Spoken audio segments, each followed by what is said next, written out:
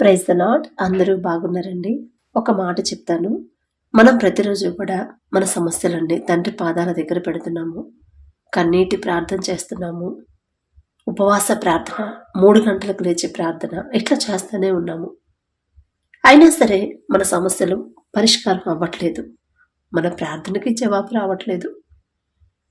అయితే ఎందుకు ఇలా ఇన్ని రోజులు ప్రార్థన చేసినా, ఎంత భారంగా చేసినా, ఎన్ని రోజులు ఉపవాసం ఉన్నా కూడా కొన్ని సమస్యలు పోవట్లేదు ఎందుకు అని మనకి కొంచెం బాధ, కొంచెం అసహనం అనిపించింది కదా. అయితే మనం చాలా వీడియోలో చెప్పుకున్నాము, మన సమస్యలు పోవాలన్నా, మన ప్రార్థనకి జవాబు రావాలన్నా మొదట మన క్రియలు ఎలా ఉన్నాయి, మన ప్రవర్తన ఎలా ఉంది, వాక్యం ప్రకారం మనం జీవిస్తున్నామా లేదా, వాక్యం ప్రకారమే దేవుని మాట చొప్పున మన జీవితాలు మనం మార్చుకున్నామా లేదా అని ఒకసారి పరిశీలన చేసుకోండి. ప్రతి వీడియోలో దేవుని కృపను బట్టి గుర్తు చేస్తానే ఉన్నాను. మరి ఇప్పటి వరకు మీలో ఎవరు అట్లా అలవాటు చేసుకున్నారో లేదో నాకైతే తెలియదండి. అయితే ఇప్పుడు మనం ఏ ప్రార్థన చేస్తున్నాము, మనం ఎలాంటి భారంగా ఉన్నాము, ఏ సమస్యల్లో ఉన్నాము, ఎలాంటి పరిస్థితుల్లో ఉన్నాము అనేది ప్రతిదీ కూడా తండ్రి చూస్తానే ఉంటాడు.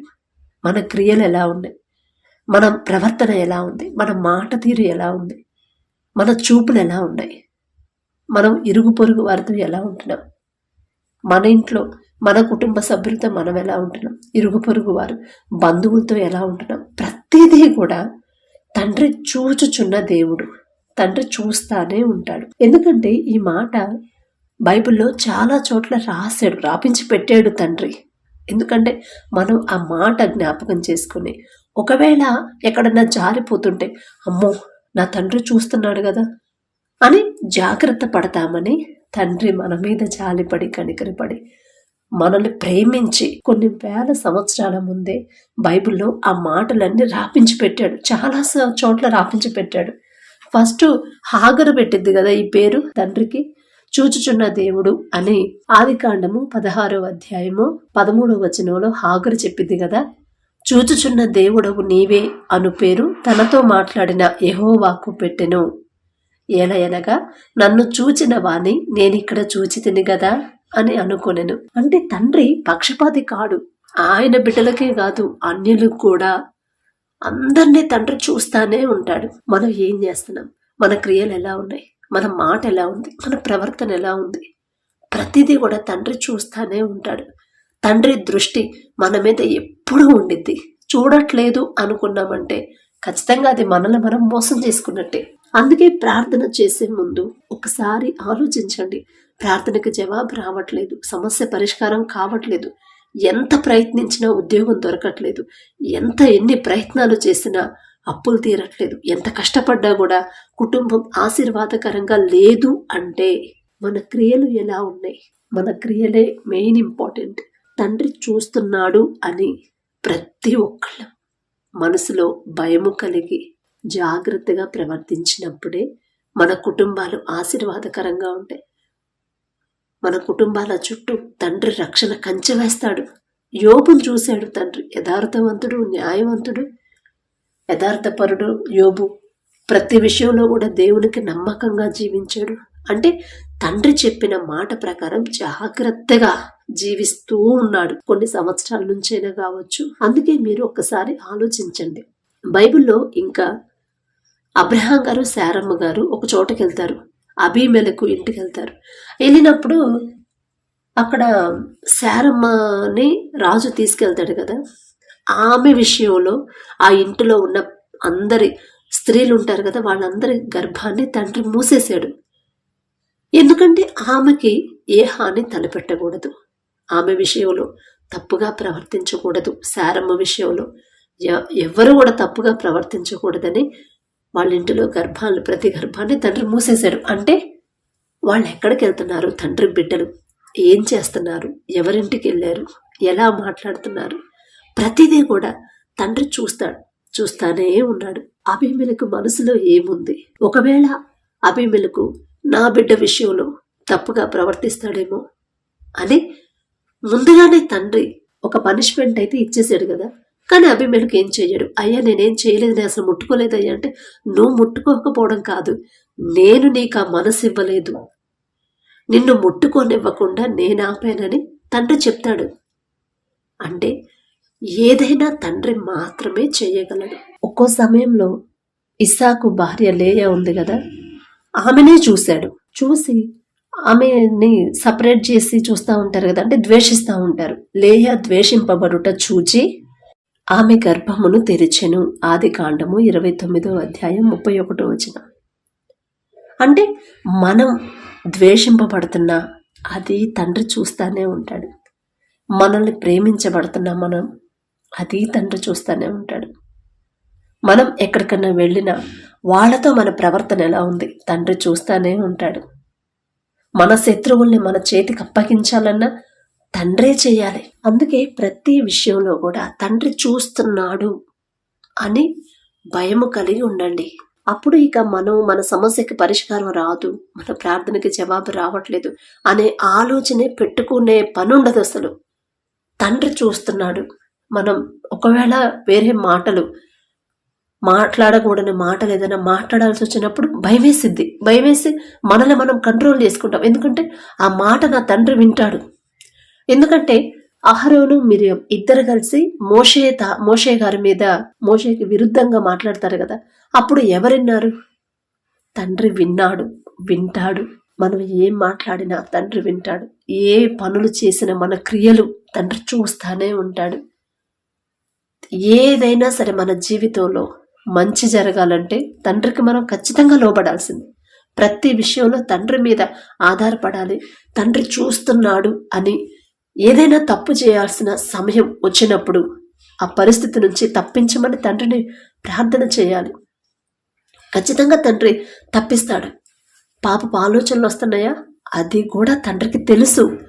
పైకి ప్రార్థన చేస్తున్నాం, పైకి అందరికీ కనపడేటట్టు ప్రార్థన చేస్తూ ఉంటాం, కానీ మనసులో పాపపు ఆలోచనలు ఉంటానే ఉంటాయి. అది కూడా తండ్రికి తెలుసు. ఎవరికీ తెలియదు మన మనసులో ఏముందో. కానీ సమస్తము ఒక్క నోటి మాటతోనే కలుగు చేసిన తండ్రికి మన మైండ్లో అంటే మన హృదయంలోకి ఆలోచన రాకముందే దాన్ని పూర్తిగా తండ్రి ఎరిగే ఉన్నాడు. అందుకే దావీదు అన్ని కీర్తనలు దేవుని గురించి అంతగా ఎందుకు రాశాడంటే, అసలు నేను ఏం చేస్తున్నా, నేను ఎక్కడున్నా, నేను సముద్ర గర్భంలో దాక్కుందునా, అక్కడ నువ్వు ఉన్నావు కదయ్యా, నేను ఎక్కడికి వెళ్ళాలన్నా అక్కడ నువ్వు ఉంటావు కదయ్యా, ఆ శక్తి నీకు మాత్రమే ఉంది కదయ్యా, ఇక నీకు మరుగైనది ఏముందయ్యా, నేను ఏం మాట్లాడినా నీకు తెలుసు, నేను ఏ పనులు చేసినా నీకు తెలుసు, అసలు ఆలోచన నా మనసులోకి ఆలోచన రాకముందే నువ్వు దాన్ని పూర్తిగా ముందే ఎరిగి ఉన్నావు. అంత శక్తిగల తండ్రివయ్యా నువ్వు, నీ నుండి నేను ఎక్కడికి పారిపోగలను అంటాడు దావీదు. చాలా మందికి దేవుని కృపను బట్టి చాలా మంది కమెంట్స్ పెడుతున్నారు కదా, ప్రార్థనకి జవాబు వచ్చింది సిస్టర్ అని, దేవుని కృప వల్ల పరిస్థితులన్నీ సర్దుకుంటున్నాయని చాలా మంది కమెంట్స్ పెడుతున్నారు సాక్ష్యాలుగా. చాలా సంతోషం. ఎందుకంటే ఇప్పటి వరకు ఒకవేళ మీకు ప్రార్థన ఎలా చేయాలో మీకు తెలియలేదేమో. అందుకే తండ్రి ఎవరొకరి ద్వారా మనం ఎటువైపు నడవాలి, ఎటు వెళ్ళాలో మనకు తెలియని పరిస్థితిలో ఉన్నప్పుడు ఏం మాట్లాడాలి, ఎలా ప్రవర్తించాలో మనకు తెలియని పరిస్థితుల్లో మనం ఉంటే ఖచ్చితంగా తండ్రి ఎవరొకరి ద్వారా మనకి చెప్తానే ఉంటాడు, ఎవరొకరిని మనకు పంపిస్తాడు. అలాగే ఇప్పుడు మీకు సరైన ప్రార్థన ఎలా చేసుకోవాలి, మనకున్న సమస్యలు తండ్రి పాదాల దగ్గర ఎలా పెట్టాలి, అసలు సమస్య వచ్చినప్పుడు ఎలా ప్రార్థన చేయాలి, ఏదైనా విషయంలో దారి తప్పిపోతున్నామా అది తండ్రి పాదాల దగ్గర పెట్టాలి. అవసరాలు సమస్యలు తీర్చమని ప్రార్థన చేయొద్దు.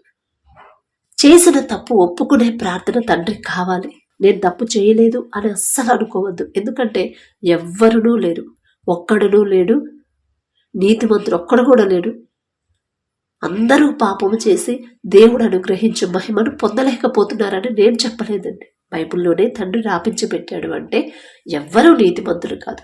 మనం ఎక్కడో ఒక విషయంలో జారిపోతూనే ఉంటాం, కానీ వెంటనే సరి చేసుకుని తండ్రి పాదాల దగ్గర క్షమాపణ అడిగితే అప్పుడు తండ్రికి ఇష్టం.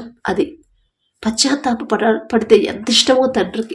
ఇవన్నీ దేవుడి కృపను బట్టి మీకు నేర్చుకున్నారు, మీరు అలవాటు చేసుకున్నారు. అందుకే దేవుడి కార్యాలు మీరు చూస్తున్నారు. అది నా గొప్పతనమో నేనేదో పెద్ద జ్ఞానవంతురాలు అని కాదు. దేవుడికి మీ మీద ఉన్న ప్రేమ సరైన క్రమంలో తండ్రి మనల్ని నడిపిస్తున్నాడు అంతే. దేవుడికి మహిమ ఘనత చెల్లించండి. దేవుడికి మనస్ఫూర్తిగా కృతజ్ఞతలు చెప్పండి. అసలు తండ్రి చేసే కార్యాలు ఎంత గొప్పగా ఉంటాయో. కాబట్టి ఈ మాటలు వింటున్న మీరు ప్రార్థన చేసిన సమస్య పరిష్కారం కావట్లేదు, ప్రార్థనకి జవాబు రావట్లేదు అని బాధపడొద్దు.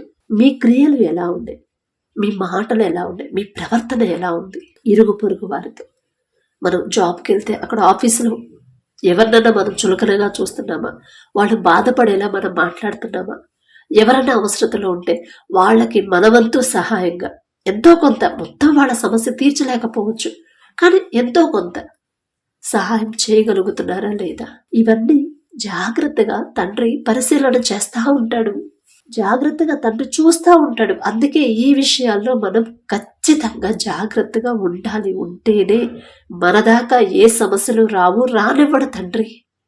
నా పిల్లలు అంత నీతిగా, అంత యథార్థంగా, అందరితో అంత మంచిగా ఉంటుంటే ఇలాంటి పరిస్థితులు నా బిడ్డలకి నేనెందుకు ఇస్తాను అని తండ్రి రానివ్వడం ఆ పరిస్థితులు. యోబు గారికి ఒకవేళ వచ్చిన విశ్వాసానికి పరీక్ష వచ్చిన తర్వాత రెండంతల ఆశీర్వాదం రాలేదా? అస్సలు తండ్రి ఊరుకోడండి. అంత మనం యథార్థంగా జీవిస్తుంటే ఆశీర్వదించకుండా ఉండలేడు తండ్రి, హెచ్చించకుండా. అందుకే అపోస్తుల కార్యంలో 10వ అధ్యాయం మనం చదివితే అక్కడ కొర్నేలి అను ఒక శతాధిపతి ఉంటాడు కదా, ఆయన అన్యుడు కానీ దేవుని ఎడల భయము భక్తి కలిగి ప్రజలకి తన వంతు ఎంతో కొంత దాన ధర్మం సహాయం చేస్తా, దేవుని విషయంలో కానీ అందరి విషయంలో అందరితో జాగ్రత్తగా ప్రేమగా సమాధానంగా ఉంటా. అలా జీవిస్తా ఉన్నప్పుడు తండ్రి చూసాడా చూడలేదా? వాళ్ళు మనోళ్ళు కాదు, వాళ్ళు పరాయోళ్ళు కదా అనుకోడు తండ్రి. అందరూ ఒకటే కదా తండ్రి దృష్టిలో.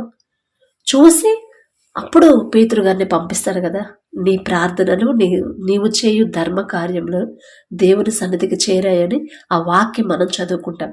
అంటే మనం చేసే క్రియలను బట్టి, మన ప్రవర్తనను బట్టి, మన మాట తీరును బట్టి, మన ఆలోచనను బట్టి ఆ సమస్య పరిష్కారం అవ్వాలా వద్దా అనేది ఆధారపడింది.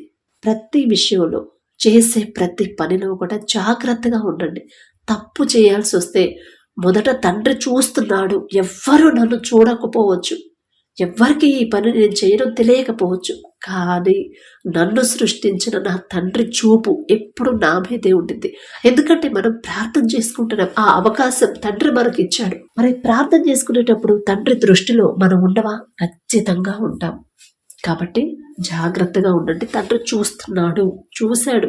నేను చూచుచున్న దేవుడిని. హిజ్కియా ప్రార్థన చేసినప్పుడు నీవు కన్నీరు విడిచుట నేను చూశానని తండ్రి చెప్తాడు, రాపించి పెట్టాడు అక్కడ. మనం ఆ విషయాలన్నీ చదువుకుని మనం జాగ్రత్తగా ఉండాలనే తండ్రి. కాబట్టి ఒక చిన్న ప్రార్థన. కృపగల దేవా మీకే స్తోత్రం, రాజాది రాజా మీకే స్తోత్రం నా తండ్రి.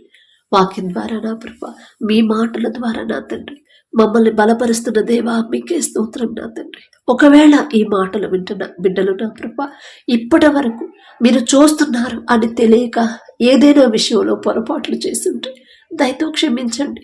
ఇక నుండి నా ప్రభ బిడ్డలు జాగ్రత్తగా వారి క్రియల విషయంలో నా తండ్రి మీరు చూస్తున్నారు అనే భయము కలిగి ఒకవేళ దారి తప్పాల్సి వస్తే అమ్మో నా తండ్రి చూస్తున్నాడు కదా, నా తండ్రి మనసు నొచ్చుకునే పని నేనెలా చేయగలను అనే మనసు నా ప్రభ యోసేపు గారికి ఇచ్చిన ఆ మనసునే నా తండ్రి మా అందరికీ అనుగ్రహించమని నా ప్రభ ఈ మాటలు బిడ్డల హృదయాల్లో నాటుకుపోయేలా మీ కృప అనుగ్రహించమని అడిగే అర్హత, పొందుకునే అర్హత లేని వాళ్ళం అయినా సరే యేసు నామములో అడుగుచున్నాము తండ్రి. ఆమేన్.